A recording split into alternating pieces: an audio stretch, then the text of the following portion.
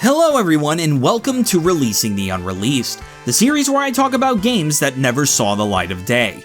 I always feel like unreleased games are such an enigma. What happened behind the scenes to lead to this? What would the game have been like? What would change about the franchise's canon if this did come out? The game we will be talking about today is actually fairly new to the space of unreleased Sonic game discussion. Yet another Sonic the Hedgehog spin-off known as Treasure Tales.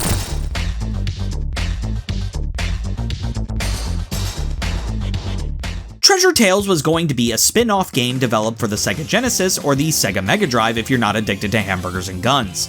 Being developed in 1992, right after the release of Sonic the Hedgehog 2, this game was going to be a game starring, you guessed it, Shadow. I'm just kidding, it was Tails. This game was planned on being an isometric puzzle platformer title where you would solve puzzles, move in a pseudo 3D space, and occasionally have high-speed sections. That way it can seem more like a Sonic game. Screenshots of the pitch photos for this game show Tails standing in temples that seem very similar to the ones you would see in Indiana Jones. Though not confirmed to have any tie whatsoever, I can't help but think that this cancelled game may have had some sort of connection to Tails' Adventure, if not just for inspiration. Tails' Adventure is a Sonic the Hedgehog spin-off game developed by Aspect and released on the Game Gear in 1995. Taking place before Tails met Sonic, we see Tails in his original home on Coco Island, before he moved to West Island. The Battle Cuckoo Empire invade the island and Tails must stop them. The gameplay of the game is most closely comparable to a Metroidvania.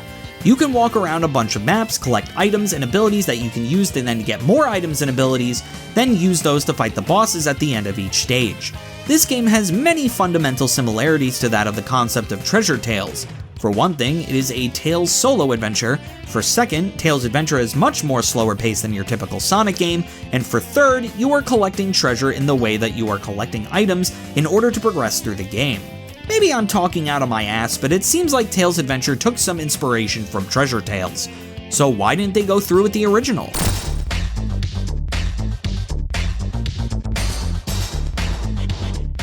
Development of Treasure Tales began in December 1992, shortly after the release of Sonic the Hedgehog 2. Tell me if you've heard this story before.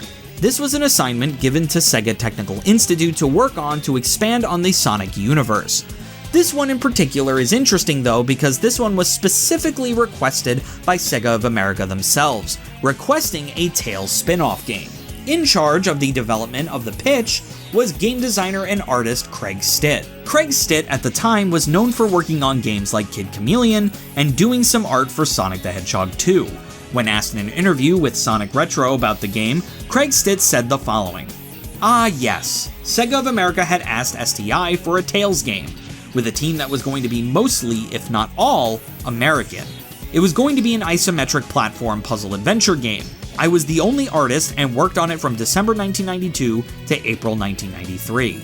Tails Treasure was planned to be a short, simple game because Sega wanted it for the next Christmas. I'm still looking over my notes to see who all worked on it and how long it lasted, and who was programming and the game design. The game was postponed because those of us working on it were needed on other projects. I went on to Sonic Spinball." Sega had a bit of wishy-washiness when it came to how it treated the games Sega Technical Institute would develop for them. Treasure Tales, Sonic 16, hell, even another game called Astropede was yet another game that started out as tied to the Sonic universe, all cancelled by Sega. This led to Craig Stitt leaving Sega Technical Institute and moving to work at a video game company you may or may not have heard of, called Insomniac Games. While in Insomniac, he created art for such titles as Spyro the Dragon, Spyro 2 Ripto's Rage, and Ratchet & Clank. I'd say he did pretty well for himself.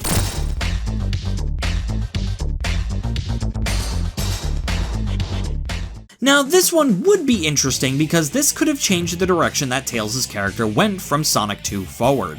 Tails, instead of being known as the tech genius, might have taken the moniker of treasure hunter away from Knuckles. It would have been super interesting to see where the series would have taken this.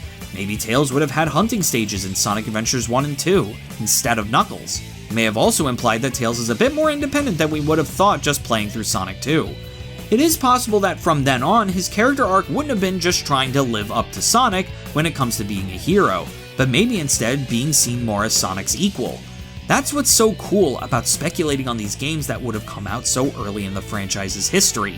It has the possibility to change the trajectory of whole characters and their future arcs.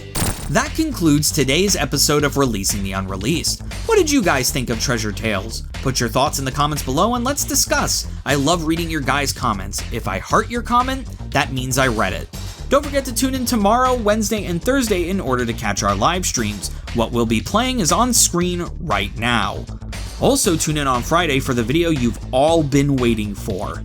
The finale of the Kirby retrospective, my review of Kirby Right Back At Ya Season 4.